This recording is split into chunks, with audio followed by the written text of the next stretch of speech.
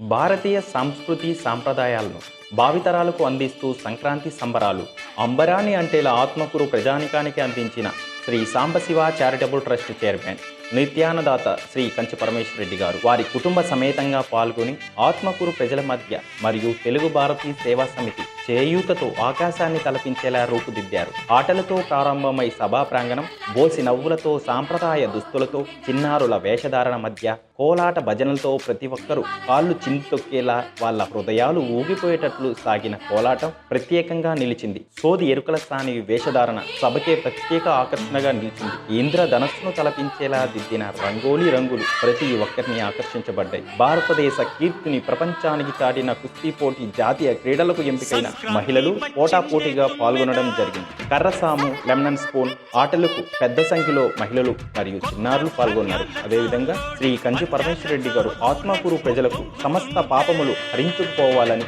భోగి మంటను వెలిగించి భోగి చుట్టూ కోలాటం సభ్యులు నృత్యాలతో అలరించారు. సంక్రాంతి సంబరాలకు విచ్చేసిన ప్రతి ఒక్కరికి మధ్యాహ్నం మరియు సాయంత్రం రుచికరమైన వంటకాలను సిద్ధం చేసి వచ్చిన ప్రతి ఒక్కరికి వడ్డించడం జరిగింది. శ్రీ కంచి పరమేశ్వర రెడ్డి గారు ముందుగా జ్యోతిని వెలిగించి సాంస్కృతిక కార్యక్రమాలు ప్రారంభించారు. సాంప్రదాయ వేషధారణలో పిల్లల నృత్యాలు ప్రతి ఒక్కరిని చూపు ఆర్పకుండా కట్టిపడేసేలా చేశారు. ఆటల పోటీలలో గెలుపొందిన వారికి పారితోషికం అందించి నృత్యాలలో అలరించిన పిల్లలకు బహుమతులను అందజేశారు. తెలుగు భారతీయ సేవా సమితి సభ్యులు ఇంతటి మహాభాగ్యం ఆత్మకూరు ప్రాంతవాసులకు అందించిన శ్రీ కంచి పరమేశ్వర గారికి వారి కుటుంబ సభ్యులకు పూలమాల శాలువాతో ఘనంగా సన్మానించడం జరిగింది. నిత్యానదాత సుఖీభవ.